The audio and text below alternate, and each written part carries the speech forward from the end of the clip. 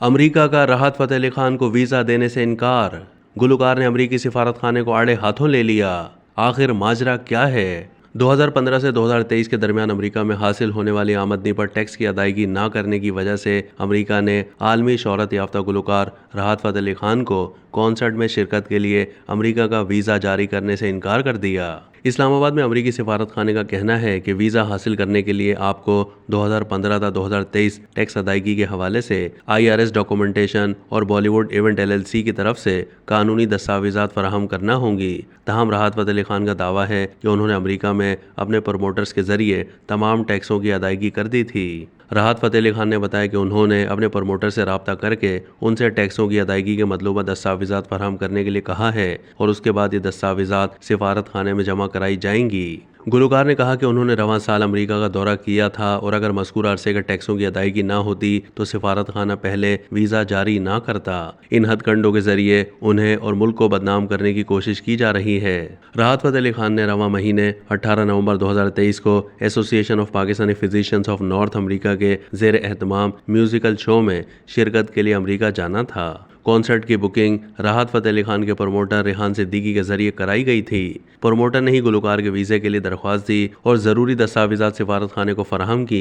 तहम सिफारत खाने ने गुलकार को 2015 था 2023 के दौरान उनकी अमरीकी आमदनी पर टैक्स के मामलात की वजह बताते हुए वीज़ा देने से इनकार किया है। दस्तावेजात से मालूम होता है कि राहत फ़तेह अली खान माजी में 4 मुख्तलिफ प्रमोटर्स के जरिए अमेरिका गए, जिनमें दी म्यूज़िक वर्ल्ड LLC, दी वाइब्रेंट मीडिया ग्रुप LLC, देसी फेस्ट 2018 LLC और साई प्रोडक्शन शामिल हैं। इन कंपनियों ने 2015 था 2023 तक राहत फ़तेह अली खान को स्पॉन्सर किया। गुलकार का दावा है कि उन्हें इन कॉन्सर्ट्स की रकम टैक्स कटौती के बाद मिली, लिहाजा अमेरिका में इस आमदनी पर टैक्स अदा करना प्रमोटर्स की जिम्मेदारी थी। 2012 था 2023 से राहत फ़तेह अली खान के तमाम म्यूजिकल शोज उनके बैनुल-अक़वामी manager music producer Salman Ahmed के जरिए बुक किए गए थे, जो मुत्तहिदा अरब इमारात में मुकीम हैं। शोज़ की बुकिंग के अलावा वो राहत फ़तेह अली खान के टैक्स उमूर को पूरा करने के भी जिम्मेदार थे। तहम ज़ाती वजूहात की बिना पर दोनों ने ताल्लुक़ ख़त्म कर दिया है। अमेरिका में गुलकार के नए मुंतज़मीन की राय है कि किसी ने सिफारत खाने को राहत फ़तेह अली खान के टैक्स के मामलात के बारे में इत्तला दी है और ये कोई ऐसा शख्स हो सकता है जो उनके करीब रहा हो।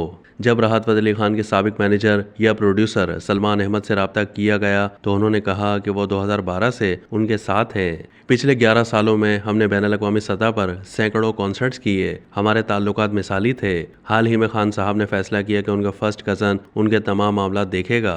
18 नवंबर के म्यूजिकल शो के ऑर्गेनाइजर डॉक्टर आसिम से रब्ता किया गया तो उन्होंने कहा कि जब भी वो पाकिस्तान से किसी फनकार को मदऊ करते हैं तो वो कुछ प्रमोटर्स के जरिए करते हैं। हम सोच भी नहीं सकते थे कि राहत फ़तेह अली खान को टैक्स की बुनियाद पर वीज़ा देने से इनकार कर दिया जाएगा, क्योंकि वो माजी करीब में अमेरिका आए थे। हमने कुछ और फनकारों को भी मदऊ किया था, लेकिन राहत फ़तेह अली खान के अलावा सबको वीज़े मिल गए हैं। ऐसा कोई तरीका नहीं है कि सिफारत खाना किसी को वीज़ा जारी करने से पहले टैक्स रिकॉर्ड चेक करे।